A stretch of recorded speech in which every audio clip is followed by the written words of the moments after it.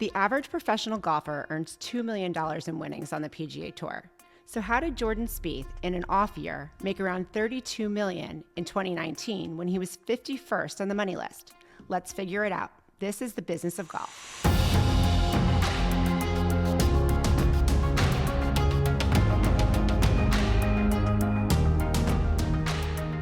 Welcome into the business of golf, where we're discussing how money is made and spent in the golf industry. I'm Allison Johnson, here with my co-host, Adam Grubb. Adam, how are you doing today? I'm great, Allison. Good to see you. So what do you think? Did you ever have a job that not only welcomed moonlighting, but actually expected it? No, that is not known to me. Typically, when you have a job, you are supposed to do that job, and you are not to go outside of that realm. But for golfers, that's expected. It's a little different on the PGA Tour. So we're going to talk with friend Barry Hyde today. He's a golf industry powerhouse. If you're in the industry, you know him as the manatee. If you don't know him, you will, and you will love him. Barry is joining us. He is the EVP of Brands and Properties at Wasserman, where he has got his fingerprints on all things golf: properties, people, tournaments, events. And he's got a really distinguished background in the sports marketing industry. He comes from the PGA Tour. He's had his hands all over some of the greatest known activations at MasterCard as the VP of sponsorship. And he was the first ever CMO at the USGA, where he was responsible for the organization's first corporate partnerships. So he is the perfect person to walk us through how these golfers are getting sponsorships, what it looks like, and what they're doing to keep them. So Barry, thanks so much for joining us. Oh, well, thanks, Allison. Nice to meet you, Adam. This is exciting. I feel better about myself after that introduction. That's our goal, Barry. That's our goal. That's why we do the bios of the front side of this thing. Very, very, very nice. So Barry, tell us, what's the deal with all the extra deals? How are these sponsorships of athletes actually happening? Well, I mean, in the golf world, I think golf's got a very special distinction in that golf is the sport of business, and it's a participatory sport in a way that it can be used in business, and brands don't miss that. I mean, it's not surprising to have endemic companies involved in bowling, if you make bowling balls, or in golf or baseball or anything else. But where golf gets exciting and lucrative for the athletes, that happens in golf because they know that it's a good way to communicate on a business to business basis. And that's why when you look at golfers, the brands you'll see are often insurance companies, banks, and consumer brands, yes, but also brands that want to communicate with business decision makers. And from my earliest days at the PGA Tour in the late '80s, through my years at MasterCard and the USGA, and now on the agency side, that hasn't changed. The demand for PGA Tour athletes and LPGA players has been pretty consistent and continued to grow. The history of sponsorships in golf dates back into the 1960s, but it just seems like over the last 20 years, around the time of Tiger's emergence, that brands really started paying big money for sponsorships, not just of golf, but of individual golfers. How have you seen the industry change just in a few short 20 years? Well, one of the things is you learn is that a lot of people think that golf sponsorship really started with the handshake agreement between Mark McCormack, the legendary founder of IMG, and really the person that if I were to sit down and say, who do I owe my career to, would be at the top of that list. But when I started at the USGA, I was a little bit, kind of like Darth Vader. I wasn't exactly welcomed into the USGA family, as everybody knew that I was there to bring sponsorship into the organization. And they claimed that they had never had sponsors. So I was tipped off by Rand Jarris, who at the time was the curator of the USGA's museum, that I might look through the collection and find some examples of sponsorship dating back to the turn of the century and into the 20s. And sure enough, I found programs, even the actual competitor's scorecard. One year was in the shape of the Texaco, the ticket. The daily ticket was in the shape of the Texaco star. So sponsorship was happening,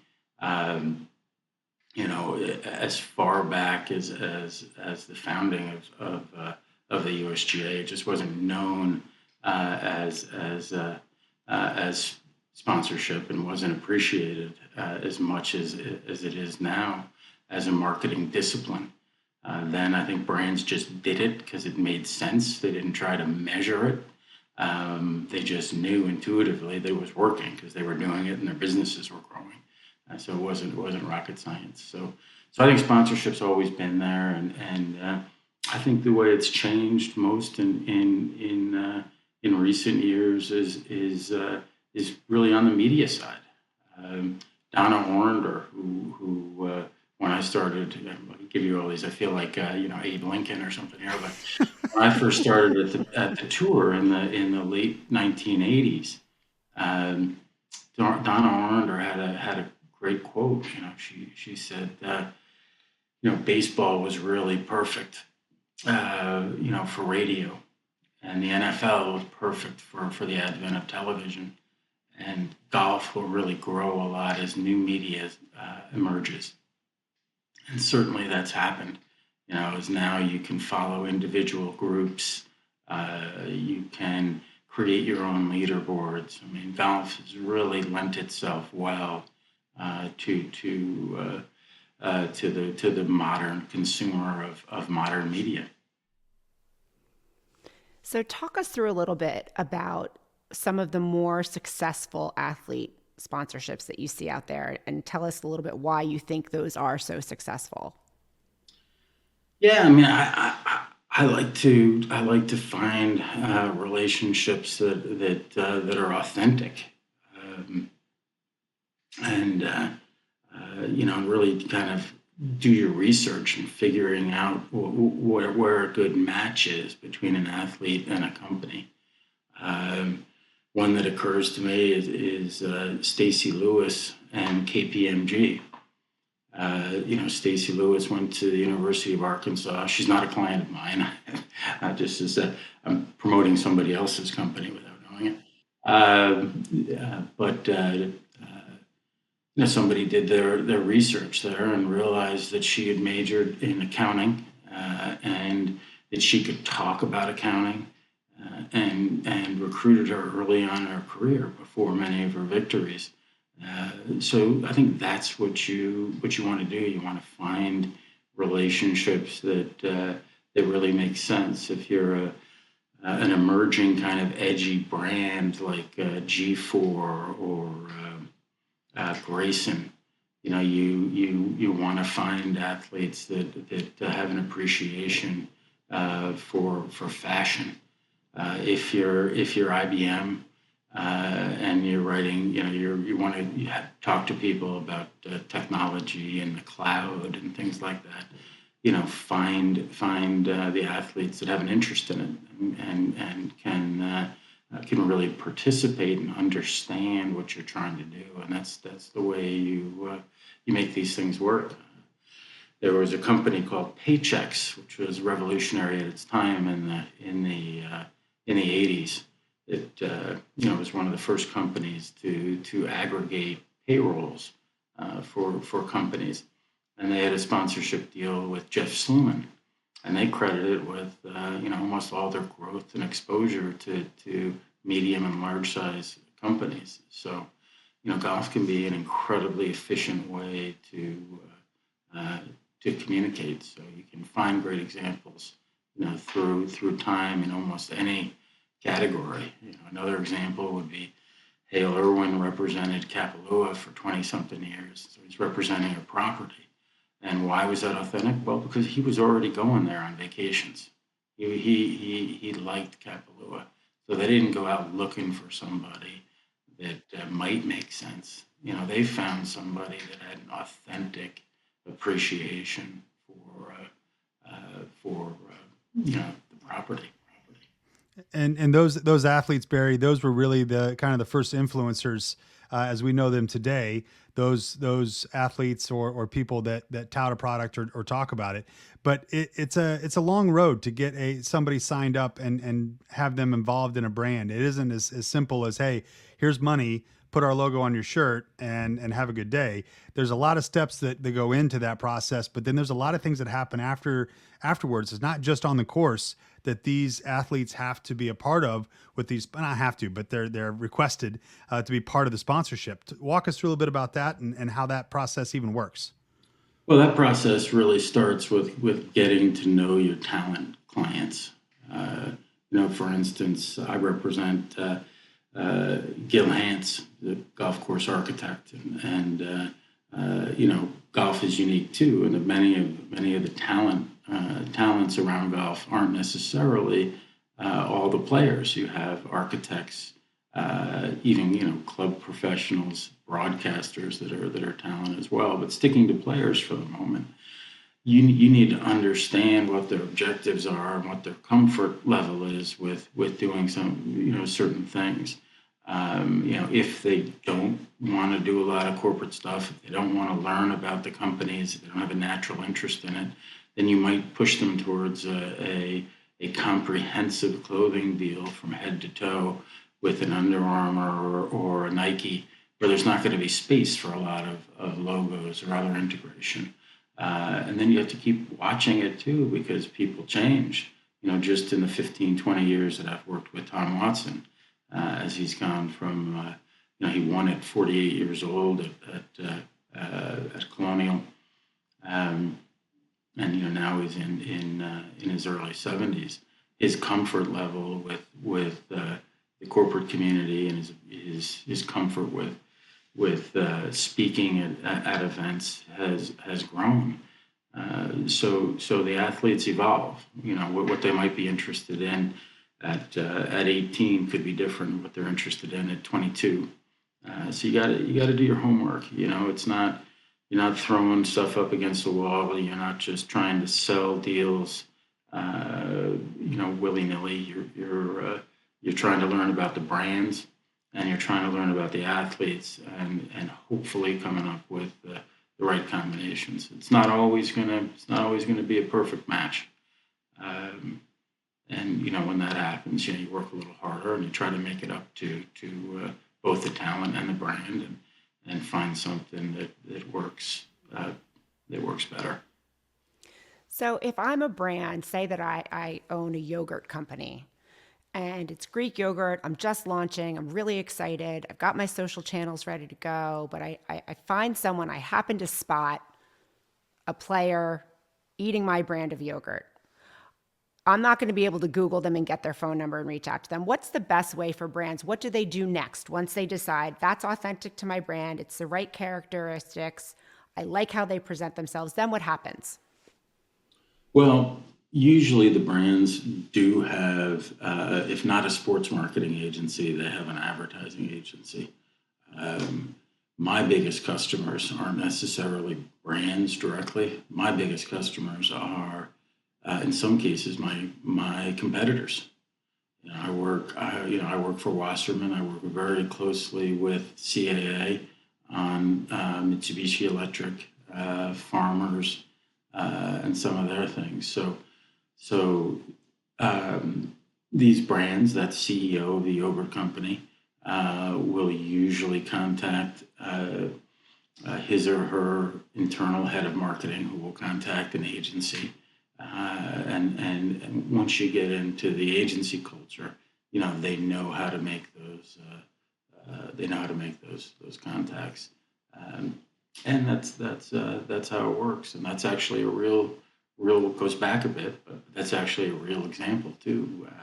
We were contacted by a yogurt brand. They saw our client at the time, she's since retired, Suzanne Pedersen.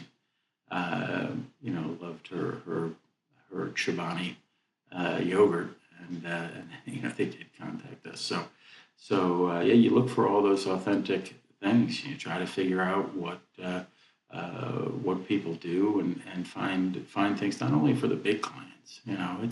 It's not that hard to get a deal for Victor Hovland or Ricky Fowler or all that, but you really got to search and work harder to get a deal for Mark Wilson or for DA Points, and you find out that DA Points really knows a lot about wine, likes to talk about wine, and you find some companies perhaps in that space, which overlaps well with the golf lifestyle, and you try to find some relationships that make sense. You don't need an MBA for this.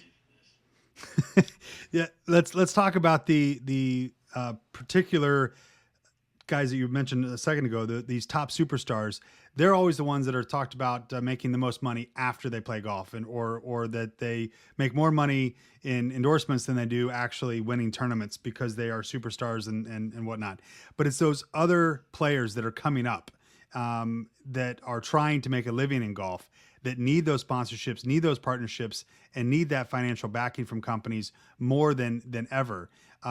Do you see that relationship sometimes more fruitful for brands than the top guys? Yeah, I mean, it certainly can be. If again, not a client of mine, so again, I'm promoting a competitor of mine, but there's the guy that does the consulting for Cisco, does what I do, but does it for Cisco. He's with Octagon. His name is Scott Seymour. He went out and basically created a team of golfers for the Cisco brand. Some of which were established stars, and some of which Scott and Cisco think will be stars. So yeah, there's a lot of benefit to growing with a player, for a brand to grow with the player. It shows loyalty. The player becomes much more comfortable with outings and the things that the brand does. They learn more when it comes time for renewal. The athletes know, and the agents know, hey, this brand was here before I ever won. I'm comfortable with them. They were loyal to me, and I'm going to show some loyalty. That definitely exists. So, Barry, one of the things that I'm seeing that gets me personally really excited about the growth of the game as a whole is there are a lot of sponsors that have been activating on the men's side that are now switching over and really showing an interest both in the LPGA and the Symetra Tour. Cognizant being a really big new deal that's come on the scene with a $3 million purse here in New Jersey where we are, which is exciting, with the Founders Cup. Tell me a little bit about what you're seeing with the trends of these sponsors putting some more money and more effort behind the women. Yeah, well, this is an example of where golf as a participatory sport was really ahead of golf as a consumed media, or even as a professional sport. I think 20 years ago, Allison, back when you were running marketing for the PGA Championship, Baltusrol, and I was still at MasterCard. It was still a novelty then to have 5 or 6 women in a 120-person corporate shotgun. Now it's not. Now you might have 25 women in an outing for 120 people. So golf as a participatory sport has gotten much more diverse, and so that's been great. Now there was a gap between that and what companies were doing. There's some leaders out there, MasterCard, RBC, that it seems have always had teams of golfers that represent them, both male and female. But brands that are just coming into it now know that it's their responsibility to have female athletes, to have male athletes, to support golf, at the grassroots level, to support youth on course and the first tee. I really think that companies see themselves as really supporting the game as a whole, and not just supporting the PGA Tour anymore. And the tour's done a nice job of helping in that effort, certainly from a diversity standpoint. So I'm really happy to see that trend. I was happy to see that Cognizant announcement, and I'm happy to see some of the bigger brands like KPMG and others. I'm happy to see them supporting the game, and I'm also happy to see the LPGA and the USGA and the RNA taking women's championships to golf courses that we want to see on TV. It was an absolute pleasure to watch Popoff win at Royal Troon. To me, that showed great respect. Well, it's certainly an exciting time for the industry. And I think what we're seeing is for every dollar spent in sponsoring these professional athletes, there are millions of dollars being made throughout the industry because of those relationships, whether it's the end user level, people getting more excited about golf and playing, people engaging with the brands that they're seeing as sponsors. And so it's just a really exciting time altogether. That is an exciting time. I'm in the beginning of the back nine anyway in my golf career, and I'm thrilled with where the game is, both professionally, the emerging media, and from a participatory standpoint. It's just going gangbusters. It's really exciting. Well, thank you, Barry. Appreciate your time. It was a pleasure talking to you, and continued success in your career. Thanks, Adam. Thanks, AJ. Thanks so Bye. much. All right, so Barry obviously has a storied career, and he's been involved in a lot of different things, and his career has taken him so many places. Knowing him, was anything there surprising to you, hearing some of his answers, or is that basically the way he's thought and been forever? Barry has a really good perspective on the industry. One of the things and he's always been somewhat of a mentor to me and someone that I really listen to when they speak because he knows what he's talking about. One of the things that I've always found fascinating about how he works through the industry is that he has very solid relationships across the industry, which we all do. And I think it's very similar to the playing side of golf, right? A lot of what people love about golf is the culture and the lifestyle and the people that they meet along the way. But Barry does a lot of deals. Scott Seymour that he mentioned is another brilliant sports marketer at Octagon, as he had mentioned. And, I know that they've worked together throughout their whole career. And that doesn't happen, I don't think, in a lot of other industries where you go to your competitor and work together to create a greater good. And part of that is because we all feel so passionately about the sport and about playing and about the opportunity of business throughout the industry. Yeah, it was fascinating to me to hear, though, how simple he made the deal sound. And you've got a business manager, you've got an accountant, you've got a sports manager, you've got the agency, you've got the brand. It doesn't sound simple to someone who isn't in it.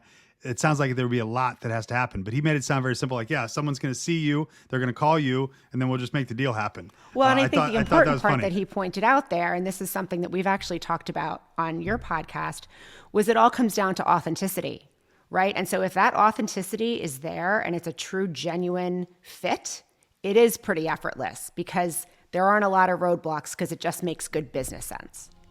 So that was a really fun conversation today, and I hope that everybody walks away understanding a little bit better about how these deals are made and come about. But join us next time. We're going to be speaking with tournament director Steve Gent from the PGA Tour working at Sanderson Farms, so we can dig a little bit deeper on the tournament side of golf. So this is the business of golf.